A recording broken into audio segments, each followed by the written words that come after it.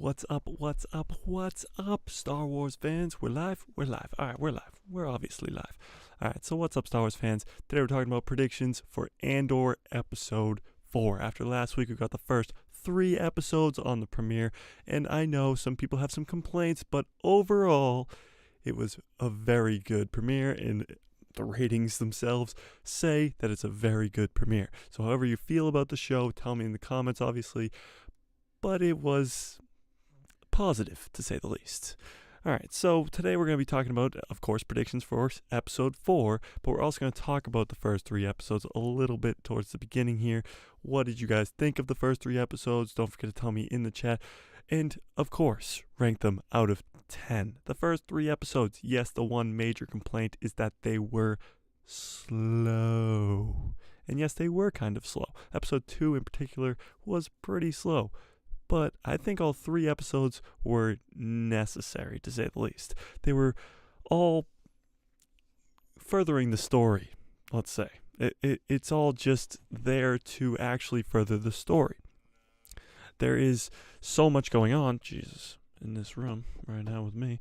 But we're going to talk about how Star Wars fans should be still very high on the Andor show. The Andor show really hasn't shown us anything at all. It is 12 episodes. We've only gotten 3.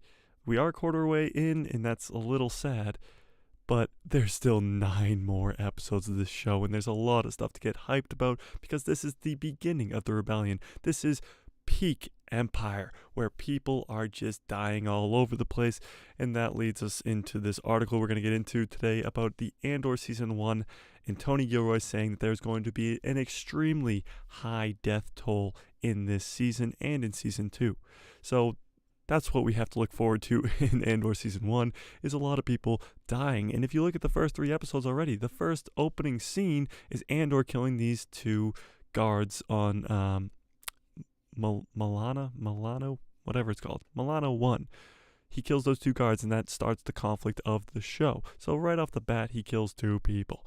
And then we come to know this character of Tim, who rats him out in Episode 2, and then he dies at the very end of Episode 3. So already, the death toll is getting pretty high. But it's a lot higher than just 3 people per 3 episodes. This could be killing hundreds of people. And not just like background characters, we're talking about people with speaking parts in the show. All right, let's go over this article first. Let's do that first, and then we'll get into what I'm talking about when I'm saying that there's still a lot to come with the Andor show. So let's go to this article real quick. Hang on. Boom, boom. All right, here we go. Andor Season 1, Extreme Death Toll, teased by Star Wars director. So they're talking about Tony Gilroy. So it always just gives an introduction. Andor is the following of the character Cassian Andor from the Rogue One, blah, blah, blah, blah, blah, blah, blah, blah, blah. So Andor Season 1 has a high death toll. So Tony Gilroy sat down with the Hollywood Reporter. Great. To talk about Season 1. Well, he confirmed it, a high body count. High body count. That's big.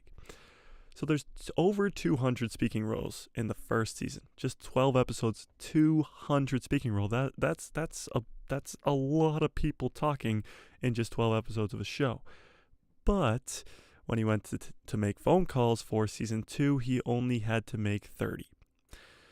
So what does that tell you? Of course, a bunch of people who have speaking roles, maybe it's only one line and it's just a one-off thing, and they don't really have a big part in the show, but still, 200 speaking roles cut down to only 30 is a lot of deaths. And not all 200 people are going to die, but majority of them are probably going to die. Tony Gilroy says in a quote, "We literally have around 200 speaking parts in the first 12 episodes, which is Season 1. And when I figured out Season 2, I had to make about 30 phone calls to the actors that I knew were going to move forward. I had to call them up and say, hey, this is what I'm thinking. This is when you live. This is when you die. This is how many episodes you're in." And he confirms that that the body count in Season 1 is high all the way through. Because, of course, in the first 3 episodes, we've already seen a pretty high body count with all the Milano 1, Milana? Is it Milana? Somebody tell me in the chat. What is it? Milana 1? All those guards that came to find Andor, they all ended up dying except for a handful of them. And again, those 2 security guards at the beginning, and of course that character Tim that we all hated because he ratted out Andor.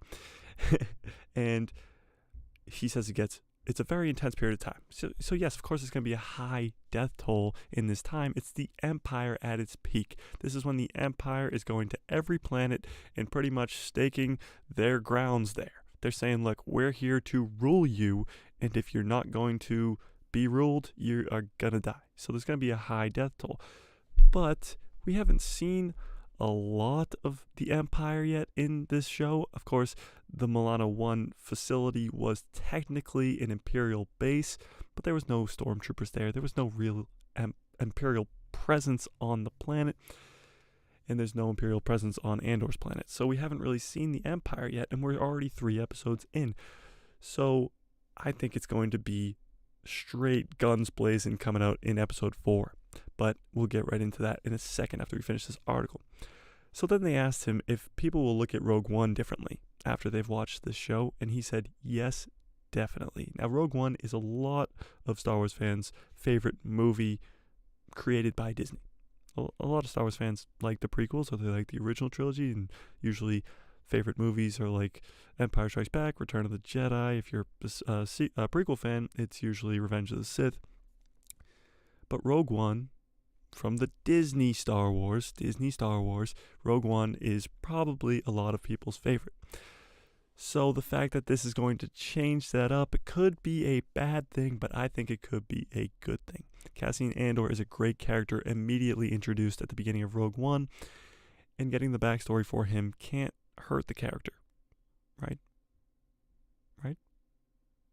It's possible, but it can't hurt the character. Let's just say it can't hurt the character, just for our own sakes.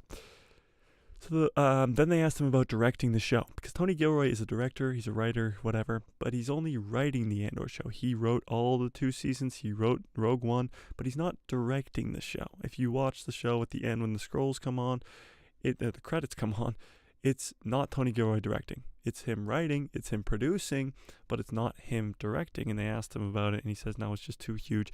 I don't have the spare time. I'm writing it, blah, blah, blah. I got other guys to do it for me.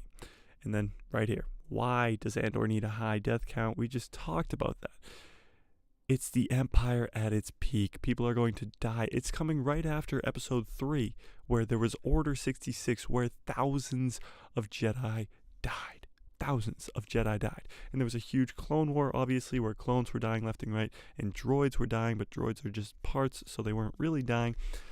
But now we're talking about Empire versus Rebels. These are actually stormtroopers versus rebels, both human beings or alien beings on both sides, actual living lives dying in this war. So there's obviously going to be a high kill count, and that's why there needs to be a high kill count in the Andor show, because it's a very serious time.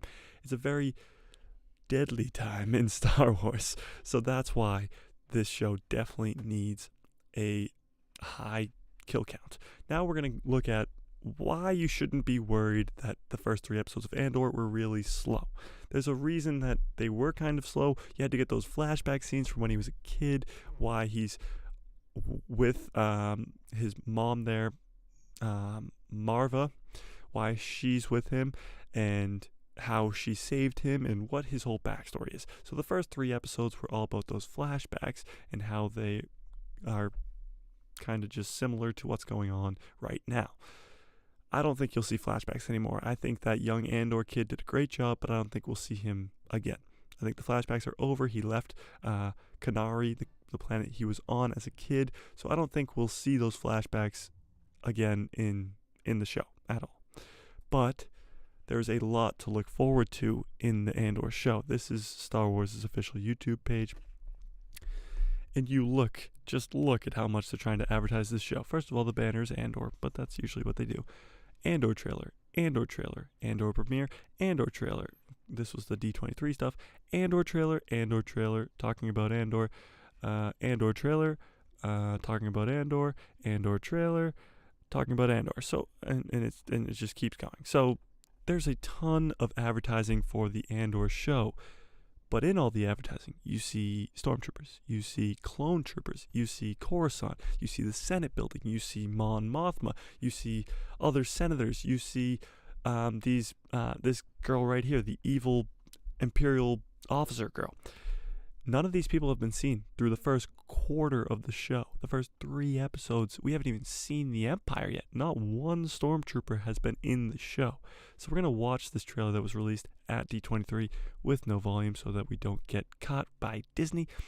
And we're just going to look at all the scenes that we haven't seen yet. Because although the first 3 episodes were a little bit on the slow side, it's going to ramp up real quick. So this is the official trailer that was released on D23. So right away, you got clone troopers. So that is awesome. I mean, yes, please. We never get enough clone troopers in live action, I don't think. Revenge of the Sith a little bit. Attack of the Clones barely. But of course, you have the 7 seasons of the Clone Wars animated show with a ton of clones and fighting and stuff, but never enough clones in live action. So seeing clones in live action, it gets you hyped. It's just more exciting than seeing a stormtrooper. I don't know what it is. Am I wrong? Are you guys more excited by stormtroopers or clone troopers when they show up in shows? Because for me, it's definitely clones. So you got some clones walking by. And Andor seemingly looking at the clones. And we don't know what planet this is on either. Boom. Right away. This trailer already started with 2 scenes we've never seen before in the first 3 episodes. So obviously, they know that those first 3 episodes were going to be slow. They didn't want to put a lot of it in the trailer because it was going to be slow. And they don't want to hype up a show with slow stuff. They want to hype them up with the hype stuff, with clone troopers, with the Senate building. We're looking right at the Senate building right now. We're inside the Senate. And this is the back of Mon Mothma's head, a senator. But is Palpatine right in the middle there? Is he there? We don't know. Are we going to see Palpatine in this show? Are we going to see Vader in this show? These are questions that keep fans on their toes, and that's why the Andor show is so exciting.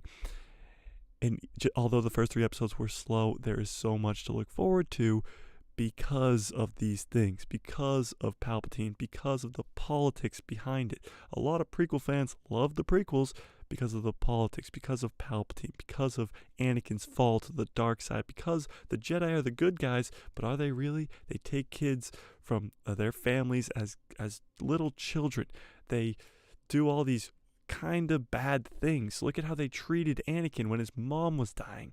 When he foresaw that Padme was going to die, they just pushed it under the rug. They were like, yeah, no. So the Jedi, they're going to cover more of how the Empire makes the Jedi look like the bad guys. They're going to cover more of how the Empire looks like the good guys to themselves. Think back to that Mandalorian Season 2 episode where Boba Fett, Fennec, Din, and Bill Burr's character, blanking on his name, Bill Burr's character in The Mandalorian, and they break into that Imperial facility dressed as the Empire, and you really just get the feeling that the Empire thinks that they're the good guys, and for a second there you're like, wait, they're people too, right? But no, they're not. They're stormtroopers. We don't care. We killed them all. What? No? Okay, let's keep going. Mon Mothma, back of her head, front of her head. We haven't seen Mon Mothma yet in the first 3 episodes. I do believe we'll see her in the 4th episode, but we'll get there. We'll get there. Again, Saw Gerrera. I haven't seen him yet. We haven't seen any of this scene yet. We did see this. Of course, we saw this. This is Molana 1. And this is when he kills the guards. So that was pretty much whatever. That was in the trailer, sure. This was in the first 3 episodes. This scene was amazing, by the way. Episode 3, top tier. I know the first 2 were a little slow, but episode 3 was some great action scenes. This scene, it kind of frustrates me. Why is there like heavy metal rock music playing while Andor is walking through this, this wasteland thing? Star Wars, stick to Star Wars music. Am I the only one who's noticing this? Like even in The Mandalorian, there's like, or even in the Book of Boba Fett, when they had the what were they called? The guys who did like those They fixed Fennec Shan, the Vespa gang. They have like this rock music playing. Like, just stick to what makes Star Wars great. It's the soundtracks. It's all the great songs through all of Star Wars with John Williams, who's a freaking genius. And you're gonna throw it all away to just have Andor walking through this thing with heavy rock music playing in the background. It's stupid. It's really dumb. But that's just me. If I'm wrong, I'm wrong. Tell me in the comments. Again, there's a bunch of these TIE fighter scenes where they're just flying over bases and stuff, and they look amazing. I mean, look at this. It looks amazing. But we haven't seen any of it. We haven't seen a single TIE fighter yet. But that's because we haven't seen the Empire yet. We did see that scene. We did see all of this in the first 3 episodes. And then this is Luthen talking to him, saying, don't you want to beat up some stormtroopers? Of course he does. We didn't see any of this. This actually might be flashbacks. Now I take back what I said before. This could be Kenari. This could be Kenari, and this could be the group that he was with older now. He was looking for his sister in that first episode. So you never really know. Whoops, what happened there? Yeah, this seems to be the same group he was with when he was a kid, just all grown up. The group of kids that he was with, you know? Now they got huts and stuff. That would be kind of cool. If he goes back to the if he goes back to Kenari, now that would be pretty cool. Mon Mothma in the Senate on Coruscant. We got this Imperial ship, finally the Empire, am I right? So this girl's going to probably be a main character of the show. We haven't been introduced to her yet. But look, Death Troopers. She's walking in with Death Troopers. This is like the beginning of Rogue One when they pull up to, what the hell's, Jyn Erso's house when she's a kid and take her dad. And this is pretty much the same thing. They show up with Death Troopers, whatever. We saw that explosion. Bix, hopefully she's back. And then that girl, of course, in Death Troopers. More Death Troopers. I mean, come on. Death Troopers are so cool. Yeah, we know. This, okay, let me go back for a second. This ship is sick. It's got, of course, like Millennium Falcon feature-looking things, but it is awesome. And, of course, Luthen. We saw this scene. Luthen's got this, this character, his name is Luthen, if you didn't catch that. And this is Mon Mothma. But look, he's got a wig on or some longer hair. Maybe it's a flashback or maybe it's in the future. But he's definitely got shorter hair in the first 3 episodes. Is this a clone facility? Can somebody answer me this? Is this a cloning facility? No, it's not. Everybody remain calm. This is not a cloning facility. This is not Kamino by any means. This looks like an Imperial. Maybe this is like stormtrooper training. Something like that. So again, I think this is the same planet, Kenari, where Andor was growing up and was taken, and the Empire's there. So, first of all, a Star Destroyer, sick. Can't get enough Star Destroyers in Star Wars. But this scene alone, and where it's in the sky, it's a lot like Rogue One. It's very cool. Mon Mothma, still haven't seen her yet. And, I mean, TIE Fighter fight scenes, epic. Never enough fight scenes in space. That's Coruscant. We haven't even been to Coruscant yet. It's insane. More Imperial guys. We haven't seen the Empire once. I'll say it once. I'll say it again. I haven't seen the Empire once. Bix. More Bix. Clones. Clone troopers. So this is so cool, dude. Clone troopers. This looks like, oh my goodness. This looks like the planet that he was on in the first 3 episodes. Ferrix it was called. This looks like that planet, and there's clones on it now. The Empire has come, and it is not looking good. There's a whole platoon of clone troopers here. So maybe this is the time, the Andor show is in the time before the stormtroopers, before the clones turn to the stormtroopers. They have different outfits. I don't think so, though. I think this is way too late. The stormtroopers look like stormtroopers by now. So maybe it's flashbacks. You got Saw Gerrera. You saw that in the first 3 episodes. More Saw. Saw Gerrera is one of the coolest characters. Let's be honest. Again, a different... maybe they open an Imperial base on Kenari. This could be Kenari. Then this could... They maybe start... okay. I'm getting off track. I'm getting too hyped. Andor he's in Imperial outfit here, and clearly breaking into some Imperial base. Luthen with his wig again, and boom. All right. So of that trailer, let's be honest there. Let's pull me up big time. Boom. Of that trailer, at least 90% of it we haven't seen yet. At least. I mean, am I wrong? At least 90% of that trailer we haven't seen yet.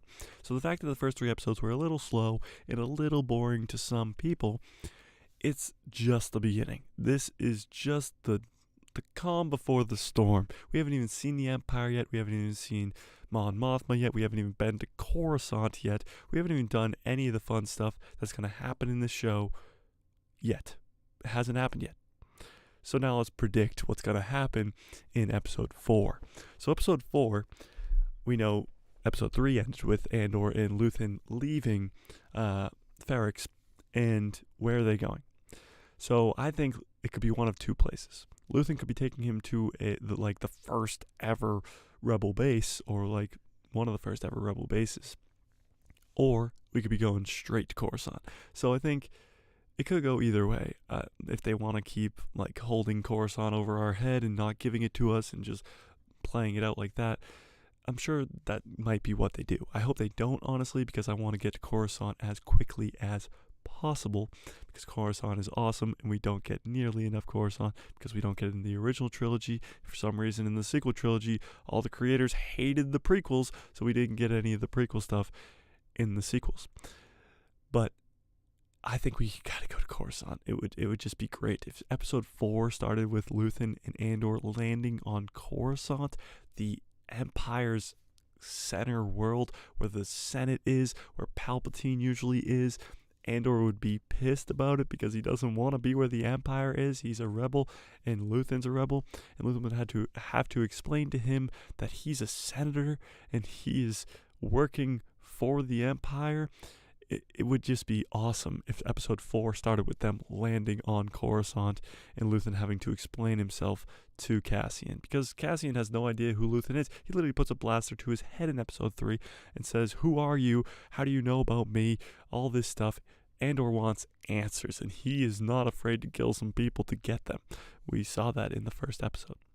So I think it's going to start with them either going to Coruscant, I hope it's Coruscant, or to a rebel base to get safely away from the Empire. I know going to Coruscant is not safely away from the Empire, but technically it is. I think episode 4 will also be the episode where we're introduced to Mon Mothma. Characters know Mon Mothma because she has a very small appearance at the end of Revenge of the Sith, and she is in the war room at the end of A New Hope on the Yavin base, right before they attack the first Death Star. Easy for you to say. So Mon Mothma could be or should be introduced in this 4th episode. I also think the 4th episode will finally be when we get the Empire finally introduced to the Empire in this show. I mean, it is the time of the Empire. That's the whole gist of the show. There's a reason there's going to be a high kill count, and it's because of Palpatine and his clones / stormtroopers. So I'm really hoping we get some stormtroopers or clone troopers in this show. I think maybe that platoon of clones that shows up on Ferrix could be in this next episode. I think all those scenes could be in this next episode. I don't know if they're going to keep going with the flashbacks, but if they do, I think they'll skip ahead and the people that were there are going to be a lot older. I think if they do those flashbacks, that they will remain on Kenari and it'll just flash forward to when the Empire has a base there. I think the Empire will have a base there with Cassian's sister there. So Cassian's sister's there, and he's going to have to go back and save her. And I think that's kind of where this story is going. I think that's where the story started, with Andor looking for his sister, and I think that's probably where the story is going to end up. Because you gotta ask the question, with Rogue One being such a successful movie, why even bother making a Cassian Andor show? Cassian Andor is such a minor character in Star Wars. Why make him an entire show? It doesn't really make much sense at all. Like my Mandalorian cup, by the way. It says the Mandalorian on the other side, and then it's got Mando he's in the Razor Crest, R.I.P., you know?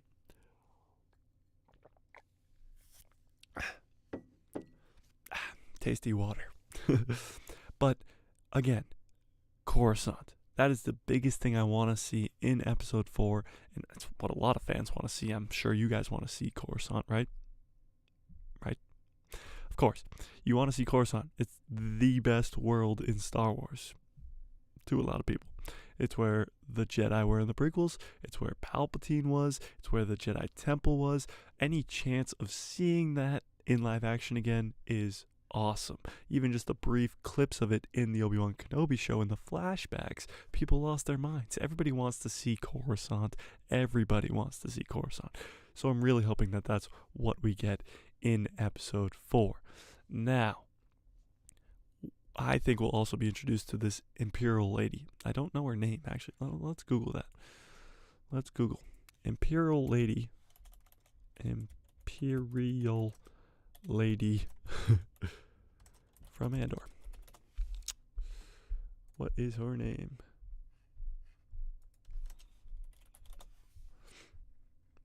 Mon Mothma. Yep, nope. Good try, Google, but no, that's definitely not it. Whatever. She is, let me pull up a picture of her. Andor. This girl right there. Ah, here we go. Boo boo boo. Share that. What the heck? No, go away. This girl right there. We'll be probably introduced to her in the next episode. I mean, if we see this guy, I would not be sad about that if we saw our main man here. But no, we probably won't. So yes, I'm really hoping we see her in this next episode.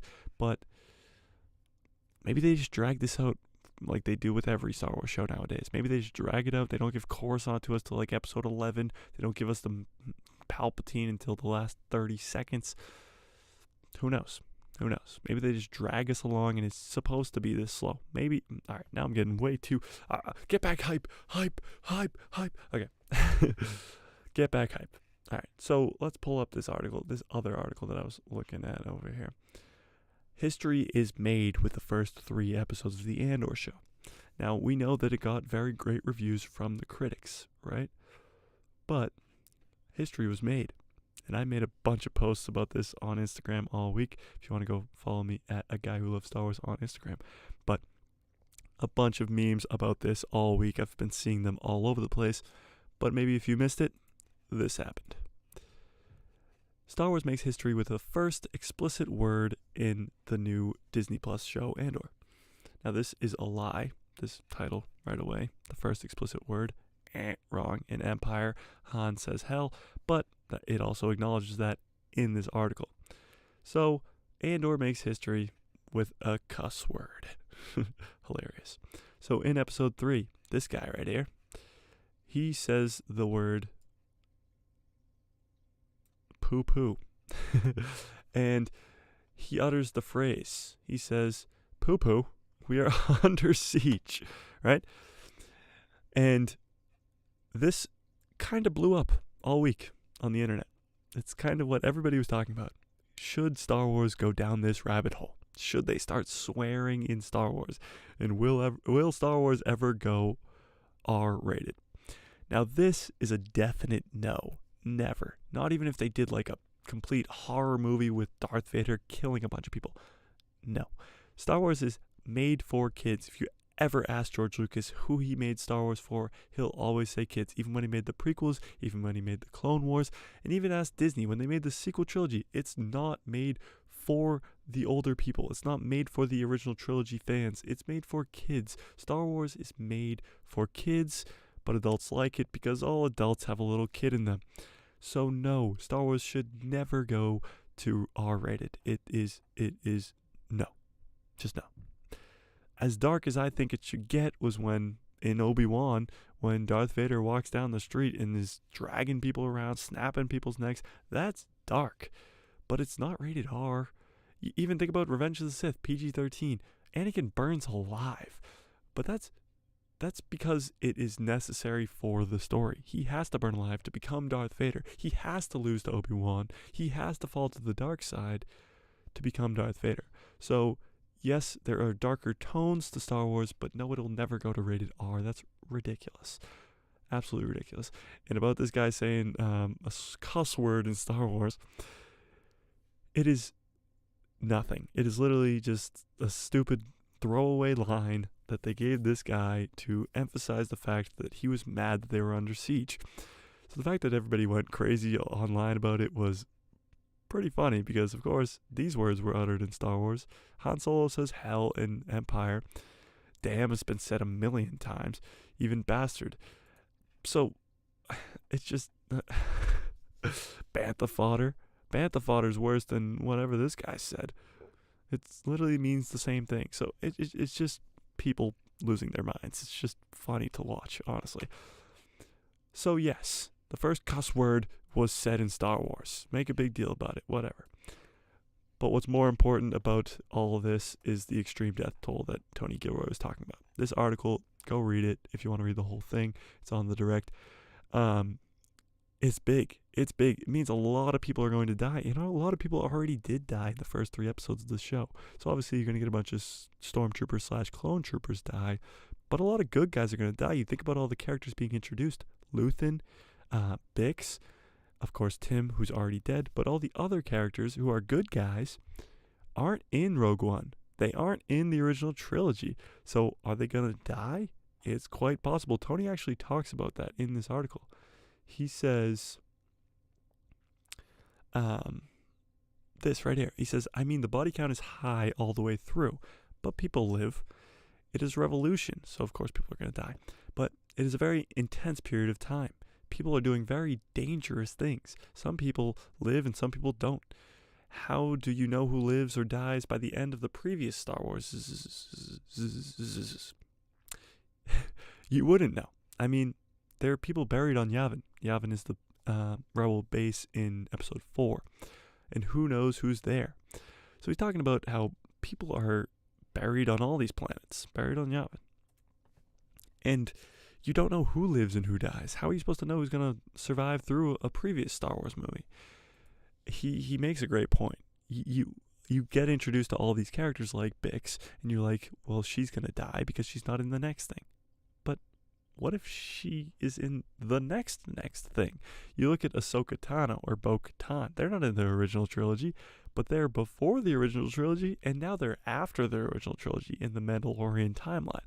So although they weren't in the original trilogy story arc with Luke Skywalker, Han and Leia and Chewie and Darth Vader and the Empire, they still existed. It's a galaxy. It's an entire galaxy with a literally uncountable amount of people. So having somebody be off on a planet that we don't even know about yet and then appear later on is such an easy thing. We've never been to Ferrix before. We've never been to Ferrix before in Star Wars, the planet that Bix is on.